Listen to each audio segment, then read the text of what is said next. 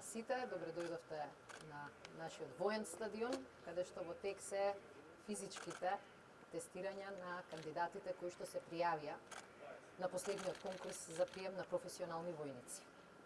Нашата цел како влада од почетокот беше да ја подмладуваме армијата. И денеска можете да видите како армијата се подмладува ако инвестирате во неја. Се сеќавам на првиот конкурс пред 3 години, на кој што баравме 125 професионални војници, собра негдека околу 200 кандидати. И беше тешко и од тие кандидати да се најдат луѓето кои што ги исполнуваат сите услови. 3 години помина, вложувавме во армијата, вложувавме во одбраната и затоа на почетокот на година за 70 професионални војници имавме 700 кандидати. Сега, кога распишавме конкурс за 200 војници, добивме над 1800 кандидати. И тоа покажува дека армијата ќе се подмладува и дека армијата може да се подмладува само ако вложите во повисоки плати, ако вложите во подобра опрема, ако вложите во подобар имидж и се разбира, ако вложите во подобри шанси за сите оние кои што работат во армијата.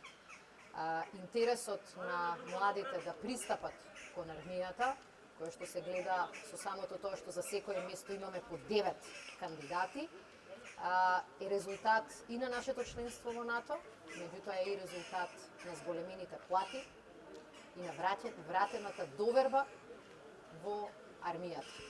Вратената доверба дека ова е професија која што државата си ја цени и која што на соодветен начин си ја плаќа. Инвестиравме и во подобра опрема, и во подобри плати, и во подобри услови за работа. И ова денеска што можете да го видите, овој навистина голем интерес за учество на конкурсот е резултат на таа инвестиција во армијата. Армијата секогаш ја враќала довербата во неа, успевала да одговори на задачите и во најтешки околности, меѓутоа сега покажавме дека државата си ги цени своите војници и своите офицери и младите луѓе од сите етнички заедници, и мажи и жени, тоа го покажаа со овој интерес. Јас очекувам и се надевам дека следната година на ист начин ќе го зголемиме и интересот за запишување во Воената академија и дека на тој начин ќе го подмладиме не само војничкиот, туку и офицерскиот состав на армијата.